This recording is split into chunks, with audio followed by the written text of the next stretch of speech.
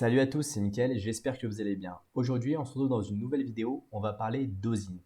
L'OSINT, c'est la récolte d'informations sur des sources qu'on va appeler ouvertes. C'est le fait de mener une enquête sur une personne ou sur un incident et essayer de corréler un maximum d'informations. Bien sûr, il y a différentes méthodologies que je vous avais déjà présentées dans des précédentes vidéos. Si vous ne maîtrisez pas l'OSINT, je vous invite tout de suite à la voir avant de continuer cette vidéo.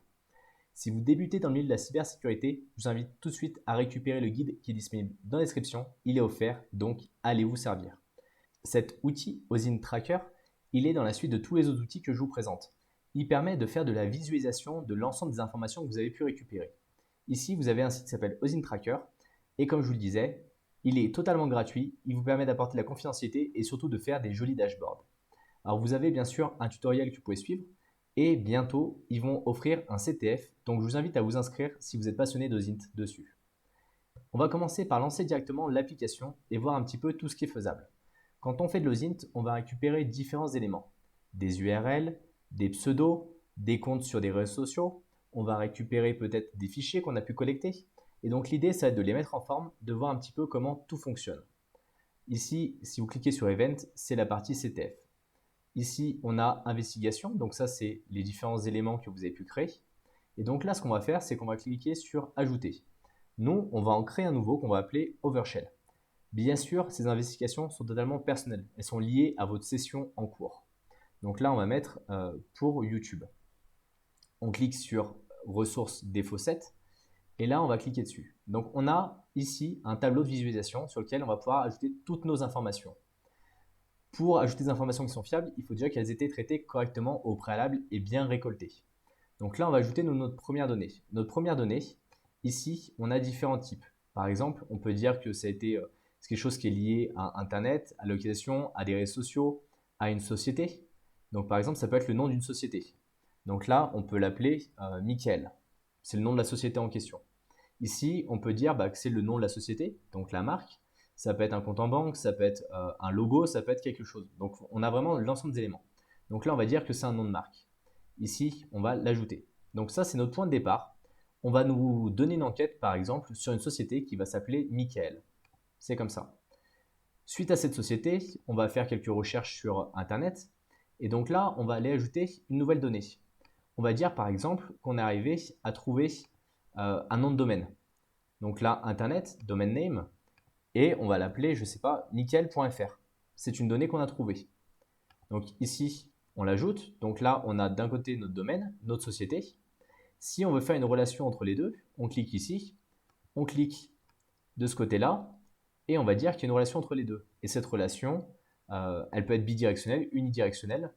Et là, on va l'appeler, je ne sais pas comment on peut l'appeler nom de domaine principal. Voilà, c'est un choix. Ressources utilisées, source, date de début, date de fin. On a tous les éléments. Ici, si par exemple, on trouve d'autres données, on peut choisir une couleur. Par exemple, on va dire que le violet, c'est tout ce qui est lié aux réseaux sociaux. Et donc, on va trouver un compte qui va s'appeler par exemple Overshell. Et ici, on peut dire que c'est un compte Facebook, GitHub, Google, Instagram, LinkedIn. Donc, on va l'appeler groupe LinkedIn. Voilà, on va le mettre ici. Et pareil, on va pouvoir relier l'ensemble des éléments. Alors bien sûr, si jamais il y a un élément qui n'est plus bon, on peut cliquer dessus et dire ok, il est rouge, c'est l'élément rouge, donc rouge ça veut dire qu'il est plus bon, c'est-à-dire que vous êtes sorti peut-être du scope initial. Quand on fait de l'OSINT, il y a toujours une méthodologie à appliquer. On va récolter de l'information au fur et à mesure, on va la corréler, on va faire ça étape par étape, on va documenter l'ensemble des informations et si jamais on sort du périmètre, parce qu'il y a toujours un périmètre établi. Si vous faites une recherche sur une personne, vous allez peut-être commencer à rechercher les personnes avec lesquelles elles vont échanger le plus régulièrement. Sauf que si vous faites ça et qu'ensuite vous passez sur les personnes avec lesquelles elles échangent, vous allez être à un deuxième niveau et vous allez vraiment vous éloigner en fait du but initial. Et c'est là où il faut vraiment arriver à structurer l'ensemble des éléments pour arriver à les regrouper et savoir ce qui est utile et ce qui ne l'est pas. Et c'est pour ça que je vous ai fait une vidéo sur la méthodologie parce que c'est extrêmement important. La méthodologie est beaucoup plus importante que les outils que vous allez pouvoir utiliser. Celui-là, c'est un outil pour faire de la visualisation. Mais vous pouvez très bien faire de la visualisation sur papier si c'est plus simple pour vous. L'idée ici, c'est de formater ça pour rendre ça un peu plus joli. Vous avez différents modes. Vous avez le mode 2 qui est en mode plus gros. Vous avez le mode 1 En plus court, vous avez des hiérarchies. Donc vous avez la possibilité de traiter différentes informations. Et après, vous avez même la possibilité d'exporter en fait tout ça. Donc là, vous cliquez, vous pouvez choisir la taille de l'export et ça vous permettra de mettre ça dans un rapport. Mais ça, c'est uniquement un élément dans un rapport pour mettre la corrélation des informations.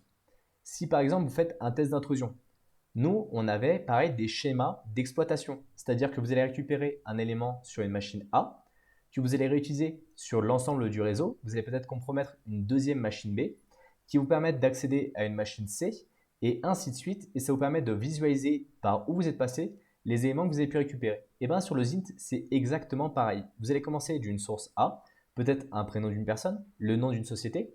Vous allez matcher avec l'ensemble des personnes qui travaillent dans cette société, voir quels sont les différents responsables, quelle est la hiérarchie, quels sont les différents postes clés.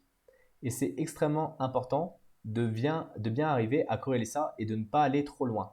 Par exemple, quand on récupère une image, déjà regardez l'image en elle-même avant de commencer à regarder les métadonnées, avant de regarder les traces GPS et autres, parce que ça va donner un maximum d'informations. Et à partir de ces informations-là, on va avoir plein de branches qui vont se disperser. Et il faut arriver à se regrouper et à savoir ce qui est utile ou non. Par exemple, ici, on a notre société de base. Si l'objectif c'est de savoir s'ils font du blanchiment ou non d'argent, on va peut-être se dire c'est important de récupérer tous les comptes LinkedIn. À partir de là, on va peut-être se focaliser sur différents process. On va peut-être récupérer les noms de domaine. Mais il y a un moment, vous allez vous apercevoir, vous allez avoir énormément de données, une énorme masse de données. Et c'est là où il va falloir les regrouper, les catégoriser au fur et à mesure. Je vous invite vraiment à regarder l'interview que j'avais fait avec une personne dont c'est le métier en fait de faire des recherches aux int de manière indépendante.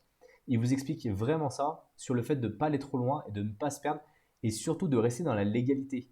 Là, on parle d'OSINT, donc de sources ouvertes qui sont accessibles au public. On ne parle pas de piratage. Si par exemple, on a besoin de savoir si la société elle fait du blanchiment d'argent, si jamais vous piratez la société pour accéder aux comptes et autres, ça ne sera pas recevable devant du juridique. Donc il faut vraiment maîtriser l'ensemble des informations et ne pas faire tout et n'importe quoi. Dites-moi en tout cas si cet outil il peut vous aider, si vous le connaissiez déjà, si pour ceux qui font de l'OSINT, si ça peut vous aider. Est-ce qu'il y a l'ensemble des relations que vous recherchez? Je sais qu'il existe d'autres outils comme Maltego par exemple qui permettent de faire ça, mais je trouvais que cet outil en ligne, il était relativement simple. Il permet de mettre des couleurs, il permet de faire les relations qu'on a envie de faire de manière assez simpliste. Il n'est pas automatisé, c'est juste un espèce de tableau dans lequel on va mettre l'ensemble des informations, mais je trouve ça hyper pratique. Pour les prochaines vidéos, je vous invite tout de suite à liker et à vous abonner pour ne pas rater la suite. Dites-moi si vous voulez d'autres vidéos avec d'autres outils en OSINT ou des vidéos d'outils sur d'autres thématiques.